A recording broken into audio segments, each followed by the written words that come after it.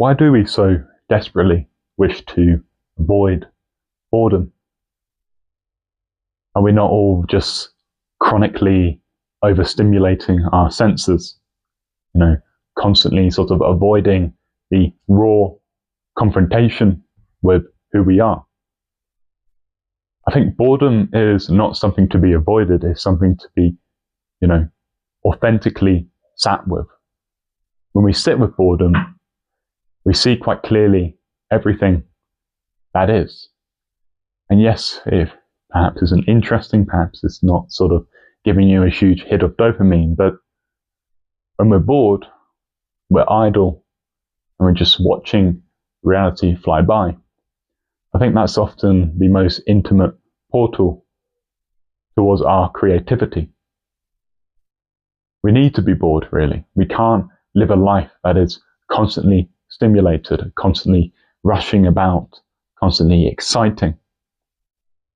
Everything that goes up must come down, When you stimulate your senses and you get that rush of dopamine, you don't have an infinite supply of dopamine.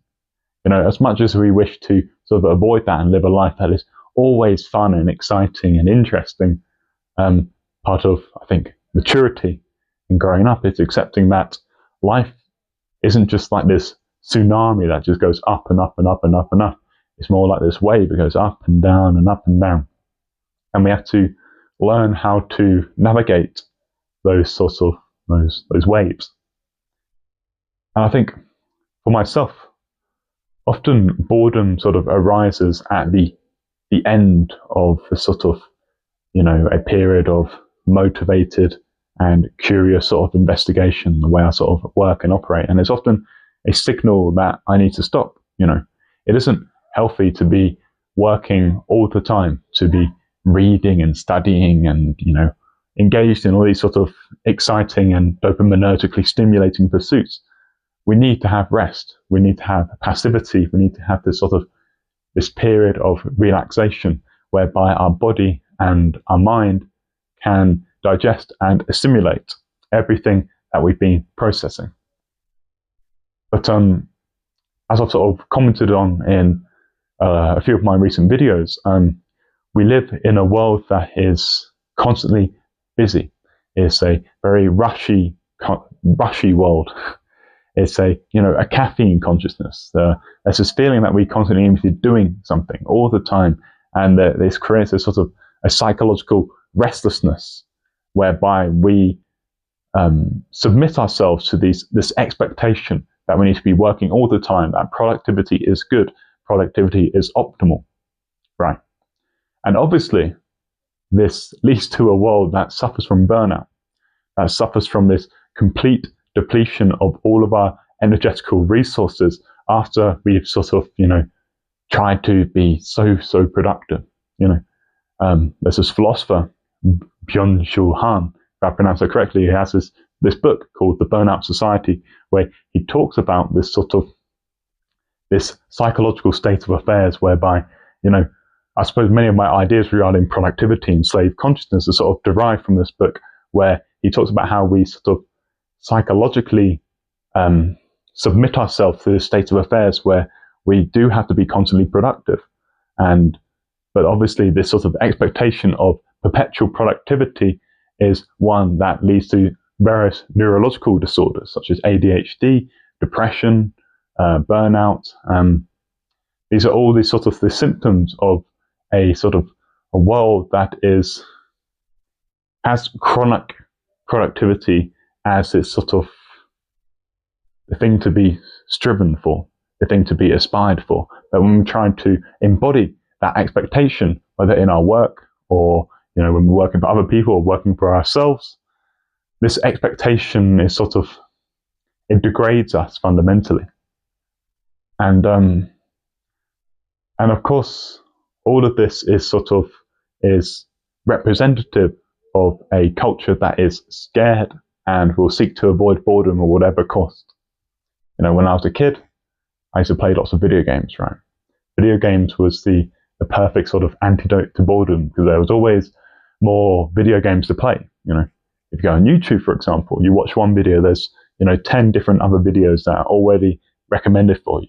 to keep you on that sort of that chain of constant consumption, right? Constant stimulation. There's always that next little nugget to find. When you scroll on your phone, and you're scrolling up and up and up and up and up, and the app obviously is measuring what keeps you engaged or keeps you hooked in, and it will be probabilistically estimating what is the next post that is going to be most likely to keep you engaged on this app. So you're engaging with this slot machine, whose the design, the fundamental architecture of the slot machine is to keep you sitting at that slot machine as long as possible, and to keep you in that state of perpetual consumption. Perpetual consumption is not natural, right? Perpetual consumption always leads to burnout. Every single time. You'll reach that point where, you're just vaguely interested in this post. Maybe the first few posts will be, this is really interesting. But after the 10th, the 50th, the 100th scroll, you're just sort of looking for these very, very vague, very blunted sort of surges of, this is okay. And then you're just sort of walking around almost like this zombie. And you're in this zombified, blunted state where nothing is stimulating to you. And you see, like I've spoken about many times, addiction has this similar structure where you're constantly searching for bigger and better highs, bigger and better ways of stimulating oneself. There's this this excited search for novelty in the form of stimulation, and you're looking for that next best thing. And this is often what happens to the addict, because the addicts, right, they form this sort of tolerance. They form this this normalization, this acclimatization to their sort of average sort of pleasures. Let's say they're snorting cocaine, once a month, and then they get used to that. So they, dial it up to once every week, and that eventually becomes normal to them. So they do it every single day. And it's this, they go this, they go up, and then obviously that up ceases to be an up. They come back down, and they need something new to keep them excited. And I talk about the addiction. I talk about my own addiction because I want people to notice the ways in which the social media architecture, the very device, the very platform that you are watching this, is designed to keep you in that that addiction state. That state of searching for constant novelty, searching for stimulation, and it's not going to satisfy you. It's an illusion to think that, just this video is going to satisfy me. These devices aren't designed to that, because once you're satisfied, you go off the app.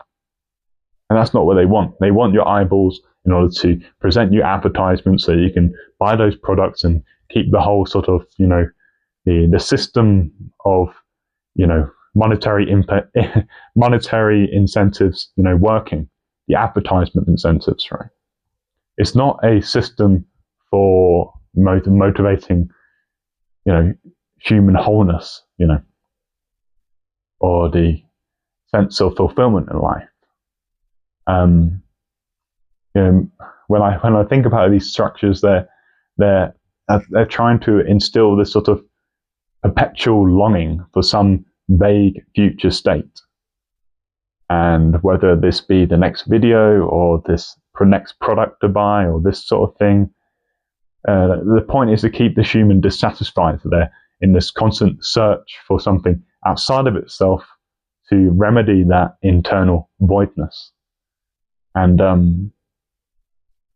I think that's a lot of very heavy ideas I've been speaking about. And it's quite a rude awakening, I suppose, the way in which these digital interfaces are a way of avoiding the feeling of boredom through constant stimulation. And this constant state of stimulation leads to this zombification of our consciousness, where we come to resemble the person in a state of addiction, the state where we have this this chronic and vague and hazy sense of inner emptiness. And that inner emptiness obviously motivates us to start looking out for different ways to remedy that feeling. And perhaps maybe some vaguely interesting post that you find on TikTok or Instagram, it for a brief moment provides you the illusion of fulfillment, but that feeling very quickly fades, and then you keep searching to recreate that high, similar to the way the cocaine addict or the heroin addict tries to recreate that initial high by constantly searching. And then they consume and they're gratified, and then obviously there's the come down, and the come down motivates that search. It's a loop. It's a karmic loop, and it's a hamster wheel as well. And the only solution is to get off the wheel, because you have to realize that the loop is keeping you stuck.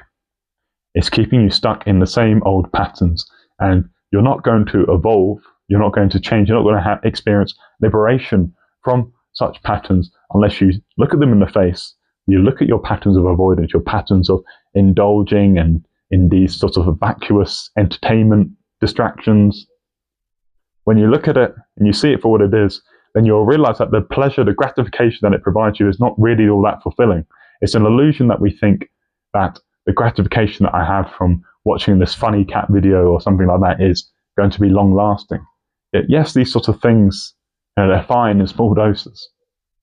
But we have to understand that when we take a little bit of this poison that is masqueraded as candy, it's going to, the more we repeatedly indulge in small little things, the more that temptation virus in our brain sort of grows larger and larger and larger. And then, next thing we know, we're indulging in more and more and more. And we thought, oh, what the fuck? How did this happen? I thought I was just taking a little bit. Sometimes for some people, a complete detox, a complete abstinence is the appropriate action. And, I myself, I find it difficult because these devices, they're part of the work that I do here. And yet, as I work on these sort of things, they do sort of lull me in. They lull me into these scroll cycles, and which are these lapses of unconsciousness, I feel. But when I bring consciousness to it, when I look quite clearly, I see that none of it is really fulfilling. Fulfillment can only really come from inner realization, I feel. This state of radical okay-ness. And that's essentially mindfulness, essentially sort of spiritual realization. And there's a whole different topic that I'll go into, perhaps in another sort of episode. But I hope this video has been insightful, interesting. I've covered a lot of ground. I may have spoken quite quickly for a lot of you people. So maybe rewind and pause and really digest this. Don't just sort of idly consume it. Really think about what I'm saying and think about how it resonates with your own life. Because if you found this video, then there must be something that resonates, because this energetical interaction that is happening would not happen if there wasn't a foundation which gave it space to exist. But anyways, I hope that wasn't too convoluted, and enjoy the rest of your day, everyone. Goodbye, adios, and see you later.